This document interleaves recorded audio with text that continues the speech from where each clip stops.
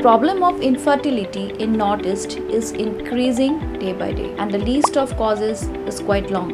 The common causes we see in Northeast are stress, advanced age of females, male infertility factors like smoking, alcohol, hormonal causes like PCOS, and other medical problems too.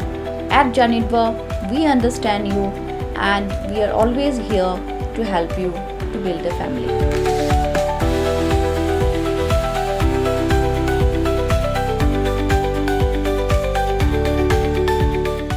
Haga artarik unaitung arajar arpusan kibor sorkar jong gajela Meghalaya batasan.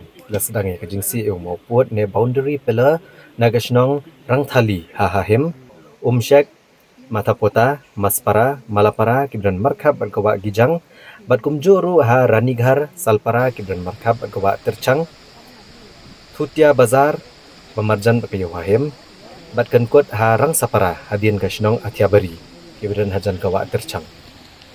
Kini kejingsi mau puat kedai hadian bagladan kejingi penbet pedang kesorkar Meghalaya bat Assam apok kejingilam Menteri Rangba kejela Meghalaya Konrad Kongkal Sangma badu Menteri Rangba kejela Assam Himanta Biswa Sarma.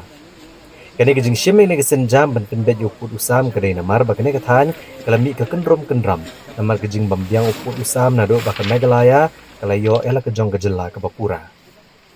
Hendrai haba ki sorkar juga ki artli jela ki lapoi juga jing sengoto jingmod larai banyak cekmat ban penbet no yupur usam bakle soiru eksos kular hakamat jung menteri korbari ke sorkar preng Amit Shah haki senam ki balalet ban penbet yupur usam hakawat ke beningkong hakabakile menjur ban penbet yupur usam jong ki kar artli ki jaka ke beran hapedeng ke jing kini ya upur usam ban rutli ki jaka ki dai ke beladap ban penbet yupur hakawat ke beningkong.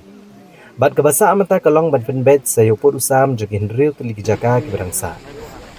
Kijaka ke boleh menjur ban penbet upur usam makawat ke benengkong ki kentup ya katara bari gizang hahim bokla para kana para pilang kata bat rata cera.